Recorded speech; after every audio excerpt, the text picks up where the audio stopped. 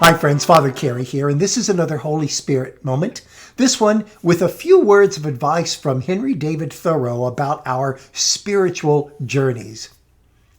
In the early 20th century, the German theologian Rudolf Otto argued that whenever we experience God in a genuine way, it comes across as an experience of mysterium tremendum et fascinans.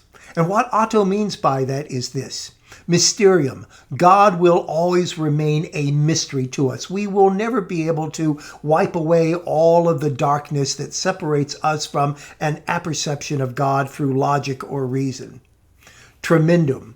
God will always be that thing which overpowers us with its sheer vitality. And so it awes us and terrifies us at one and the same time.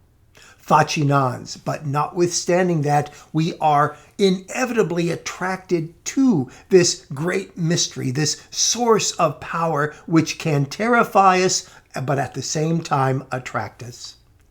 I love that understanding of the God experience that Otto outlines for us, particularly these days, because it seems to me that institutionalized Christianity in the United States, at any rate, has become a thing which is far from tremendum et fascinans. We have domesticated God. We have tamed God. God has become rather ho-hum in our institutional churches, and as a consequence, membership in those churches is steadily declining. People are quite frankly bored with the way in which the Christian story has ossified, has frozen. And so it seems to me that any kind of advice on how to break free from that fossilized institutional brand of Christianity that turns people away is most welcome. And Henry David Thoreau, although he is no Christian, offers us some of that counsel that we so badly need in his remarkable posthumous essay entitled Walking. Henry David Thoreau in that essay says that you and I tend to hug the earth because we are afraid to mount upwards into the sky. We prefer to walk through life without any sense of direction or without any sense of purpose. We keep our nose to the grindstone. We don't want adventures. We want to remain status quo, both in our daily lives and in our spirituality. We don't want things shaken up. But in point of fact, to cling to this way of living is, as he says in Walden, to live a life of quiet desperation.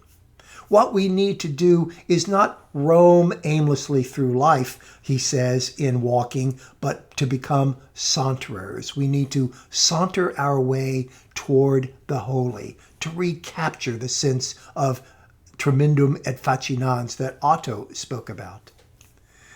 Thoreau gets his word saunterer from a 14th century custom of children calling crusaders on the way to the Holy Land saunterer, saunterer. They would point to them and they would say, there go saunterer, people who are walking towards the Holy Land.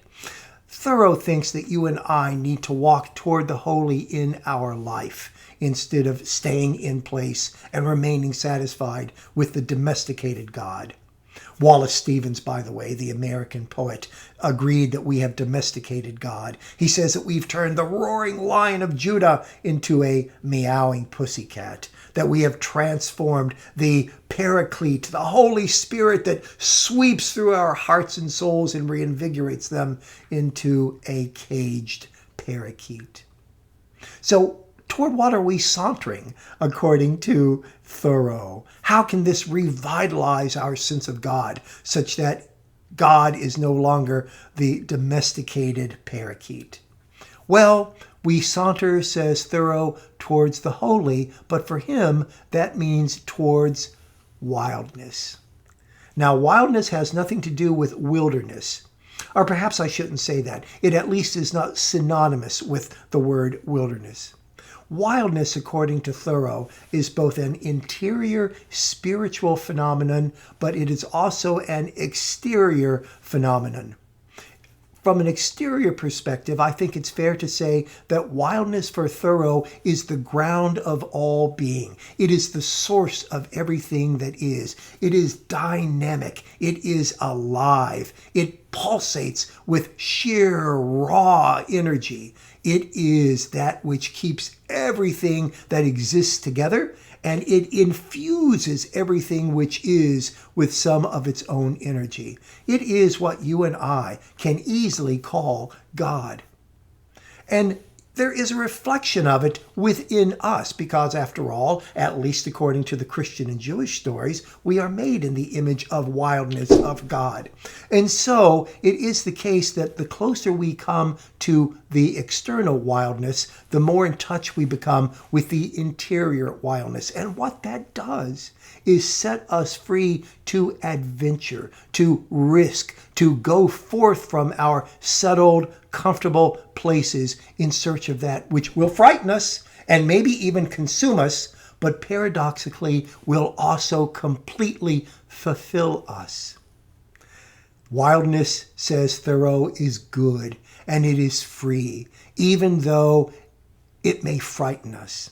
What we need to do is to venture forth in search of God. We need to stand before that burning bush, that mystery which will attract and terrify us to see what it has to offer us. We need to stand before the holy, and the way to get there is to saunter forth in search of wildness.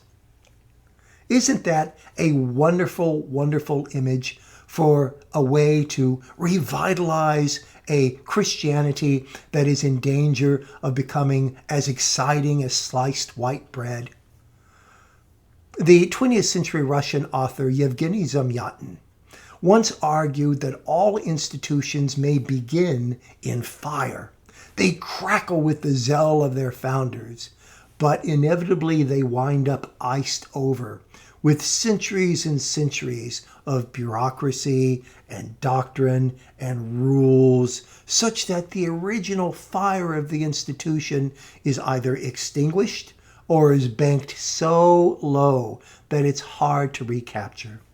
What Henry David Thoreau is encouraging us to do is to chip away at the ice that surrounds our own spirituality so that we can rediscover fire. We can rediscover wildness. We can break through to be terrified and attracted to mysterium. Let me read you the final paragraph in his incredible essay, Walking. It is so beautiful. I sometimes wish it could be inscribed over the lintels of every church in the land. Here's what Thoreau says. So we saunter forth, you and I, toward the Holy Land, till one day the sun shall shine more brightly than ever it has done, shall perchance shine into our minds and our hearts, and light up our whole lives with a great awakening light, as warm and serene and golden as on a bankside in autumn. My friends, if you've not had a chance to read Henry David Thoreau, I really do recommend to you his essay, Walking. It is a wonderful way to introduce yourself, not only to his incredible, incredible writing, but also to reinvigorate, perhaps, your own spiritual journey. I'm Father Carey, and this has been another Holy Spirit moment. Thank you so much. If you are of a mind to subscribe, I cordially invite you to do so. Until next time, bye-bye. God bless.